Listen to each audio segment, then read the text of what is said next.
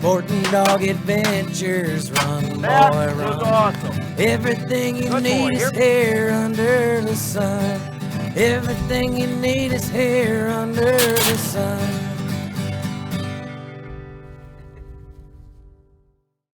The Sporting Dog Adventures podcast is proudly brought to you by Soggy Acres Retrievers.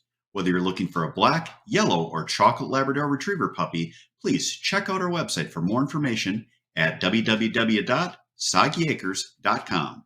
You can also email Jeff at sportingdogtv@gmail.com or call 262-215-9683. And remember, everyone deserves a Soggy dog. It's Jeff Fuller from the Sporting Dog Adventures podcast, and I need a little help. Please stop what you're doing and give us a 5-star rating. Follow us on the platform you're on. Give us a thumbs up. And above all, share our podcast with your friends and family. Our podcast will grow even more, and we can get more people involved in the sport we love with dogs in the field. Hey, welcome to the Sporting Dog Adventures podcast. I'm your host, Jeff Fuller, and we are here at the end of our Gundog Training program. So I thought we would go over where we're at, what you should expect, and what we learned through 3 months. So for the last 3 months, I've been talking weekly about what I work on with dogs. I know people always want a program to follow. I never thought of actually writing stuff down, and honestly, I'm still not going to. There's a lot of programs out there, but I wanted to basically tell people what we were working on every week as we were taking the dogs from untrained to going home in our gun dog program. Now that the dogs are going home, we are looking at dogs that have their conditioned retriever mouth controls finished. They're working on retrieves in water and on land. They're doing simple doubles. They are under control. They're being released by name. They are coming back for whistle commands.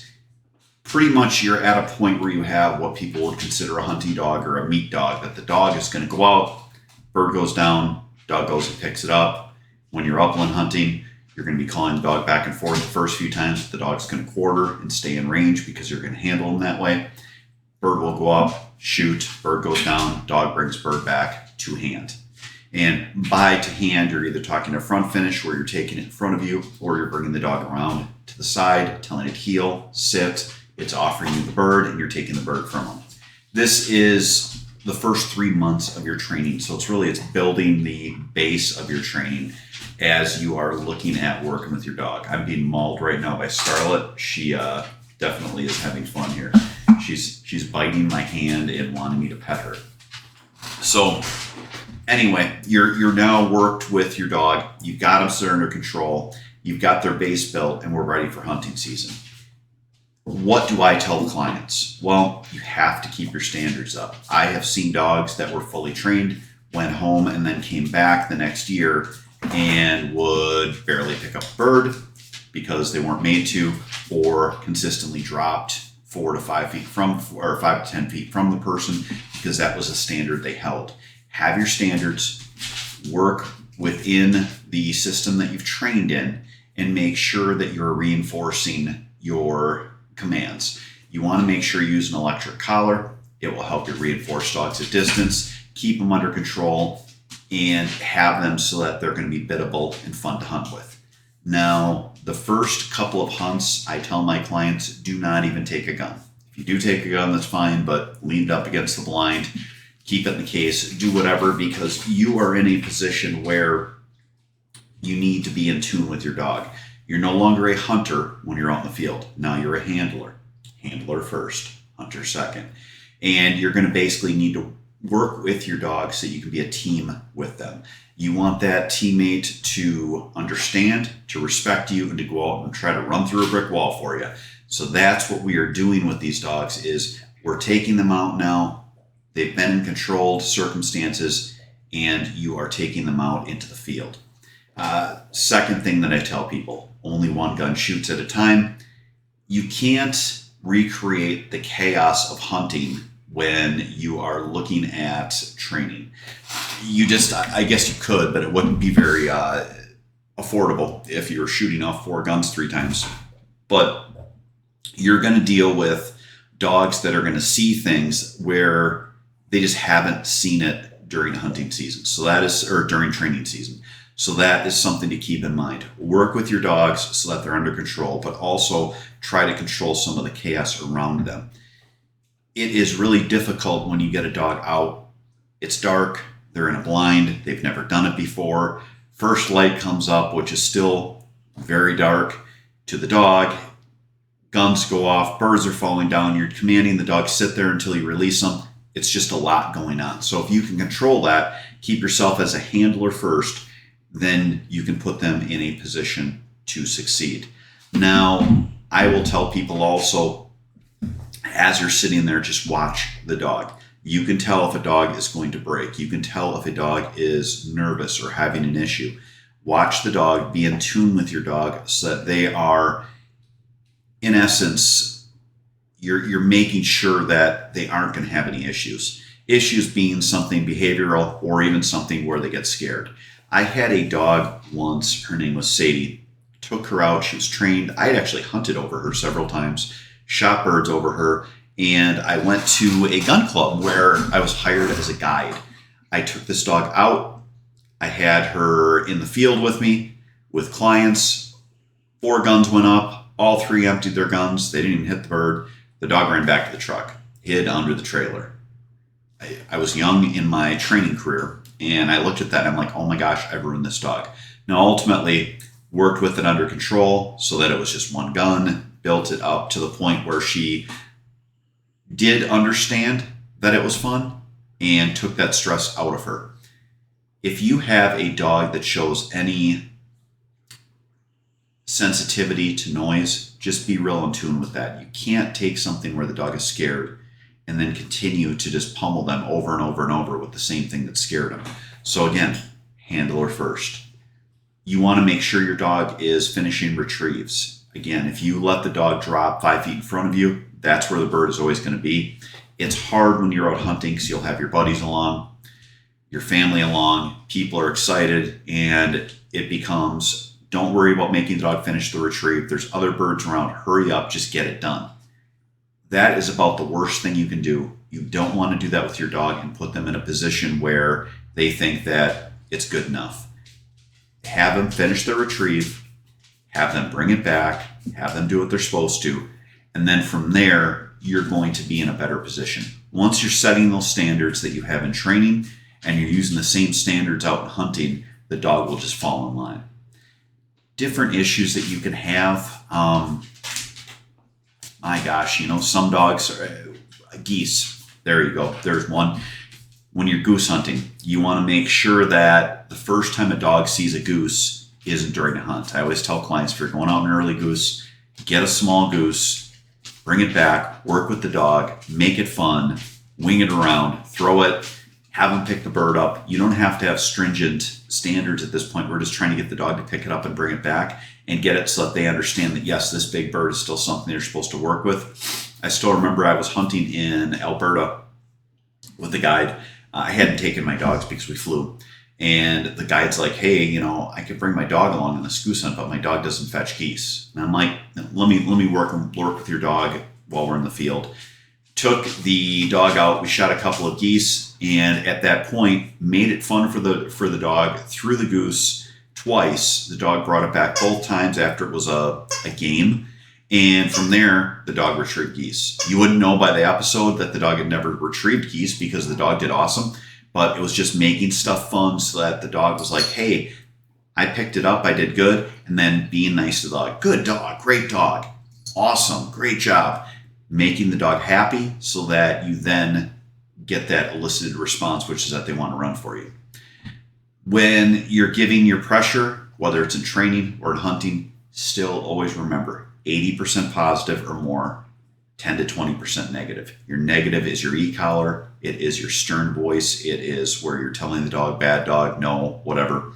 But make sure you're giving that positive. This is how we create that good training atmosphere, the good running and handling atmosphere, where the dog is so enthralled with the fact that you're telling them they're good that they pick that.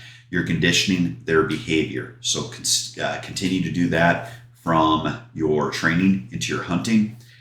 When you have dogs and you're going to hunt in the water, always realize that the temperature is cold.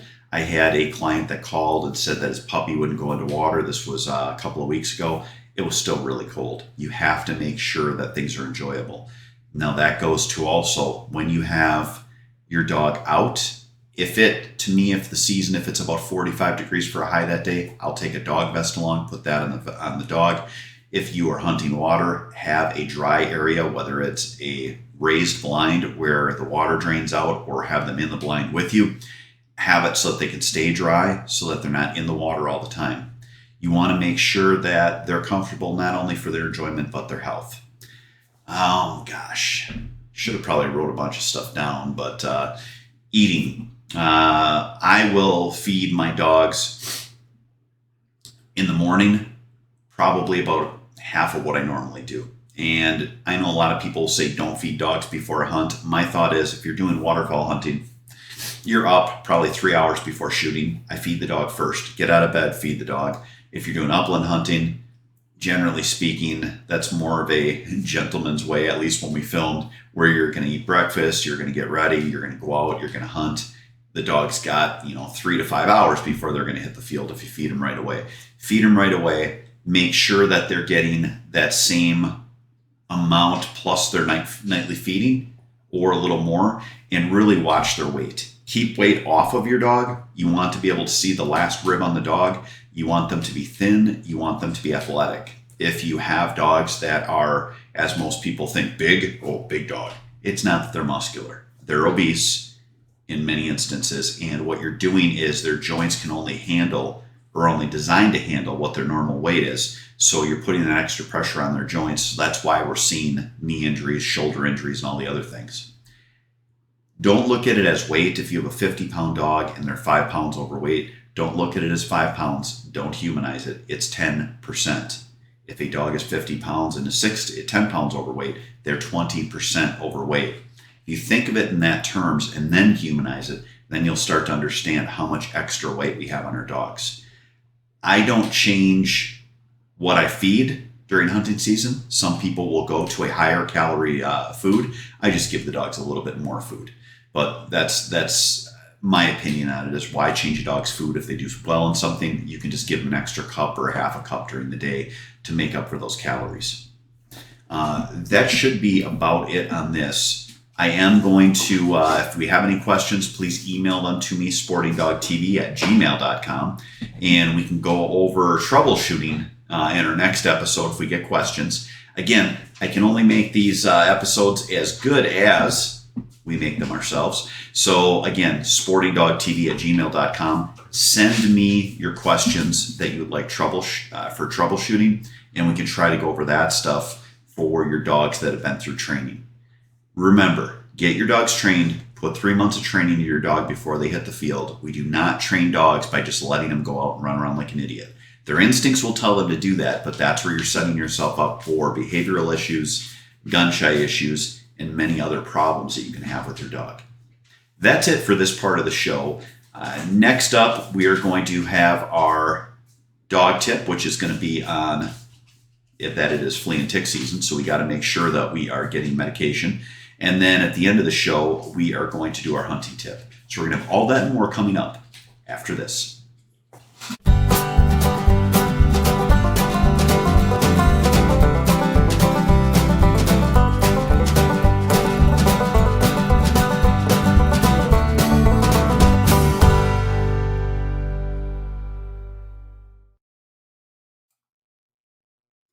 The Sporting Dog Adventures podcast is proudly sponsored by Trupanion, medical insurance for the life of your pet. We all know that unexpected accidents can happen. That's why I partner with Trupanion's breeder support program to send all my puppy buyers home from Soggy Acres with an offer for Trupanion coverage. Learn more about Trupanion and sign up for their breeder support program by visiting trupanion.com/breeder. Be sure to tell them that Sporting Dog Adventures sent you. If you love the shooting sports like I do, you need to check out our friends at Mech Outdoors. They have fantastic products, whether you're looking at shot shell or metallic reloading, or you want to get yourself a clay thrower so you can practice up for the season. For more information, check out their website at mechoutdoors.com. It is tick season. Make sure you are getting medication on your dog. It is something that I've dealt with several times. I've had dogs get Lyme's disease. I've had dogs get anaplasmosis. They are brutal diseases. I still remember one time I was in Saskatchewan in a field talking to my vet, thinking I was going to have to put my dog Rommel down because Rommel had anaplasmosis, which is a tick-borne ailment. It was something where he could not walk. We did not know what he had. We ultimately figured it out, got him on doxycycline, which is an antibiotic, and he recovered. But he got that even though we still had him on flea and tick. I've also had dogs where if you didn't have them flea and ticked and you're in a high tick-borne area, where they can have just a dozen of these things on them. You go through certain areas. Northern Wisconsin is terrible. Southern Wisconsin, not so bad, but I actually pulled a wood tick off of my leg today. So you want to make sure that you are, one, checking your dogs over, but two, that you are putting a topical or giving them a pill that will treat them so that the ticks, if they do bite them, it'll repel them. They'll die, and your dog will not get infected. So it is that time of year. Actually, about a month and a half ago is the time of year, but we're watching or listening to the show now. So this is now the time of year. Make sure you have your dogs treated. Next up, we're going to have a hunting tip. It is going to be a good one, so stay tuned for all that and more coming up after this.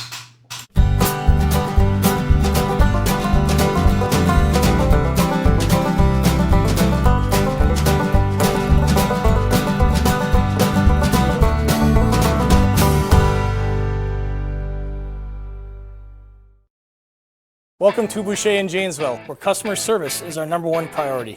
Our customers come back to us because of the experience that we provide for them. We're here to make sure that we find you the right car, one that fits your budget, and do so in a timely manner. When we say we ride with you every mile, it means we care about you and how you are treated. Estamos con personal que habla español en los departamentos de servicio y venta. Our certified technicians are here to help you with all your service needs. Visit us today at Boucher.com. At Boucher, we ride with you every mile. Dog kennels can be beautiful. That's the basis on which we built DCT Kennels. We give you the opportunity to have a beautiful kennel that blends seamlessly with your home decor while providing a safe and comfortable respite for your dog. Visit dctkennels.com to see all of our custom selections and start building your dream custom doggy credenza.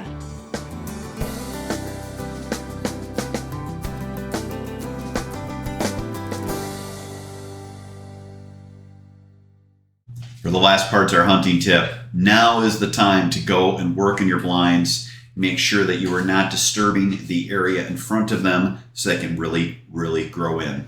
We had a lot of new growth in front of our blinds last year. We did not knock it down when we went and worked on blinds, and that growth should actually turn into rooted growth as well as bogs that are around our blinds. It's going to really help us. We used to have our blinds right on the edge and there was cover in front of them. We worked on the blinds, got them in there. A lot of that cover died down. Now is the time where that cover will grow. It's going to take root and we should have it really set. We try to work on our stuff early. Every year I tell our crew we're going to get stuff done as soon as we can during the summer, and then I always forget to make basically a calendar for everyone. So right now we're going to work on making sure everyone has their calendar, is set, ready to help, and that we do it early enough so that any cover that's disturbed we'll be able to recover so that we are set for season. It is almost summer, folks. I am so excited because after that comes fall and hunting season. Hope you guys enjoyed today's show. Stay tuned for next week's High Flying Adventures as Scarlett is trying to play with me with an orange monster. We'll see you next week, everyone. Take care and God bless. Sporting dog adventures, run, boy, run. Everything you need is here under the sun.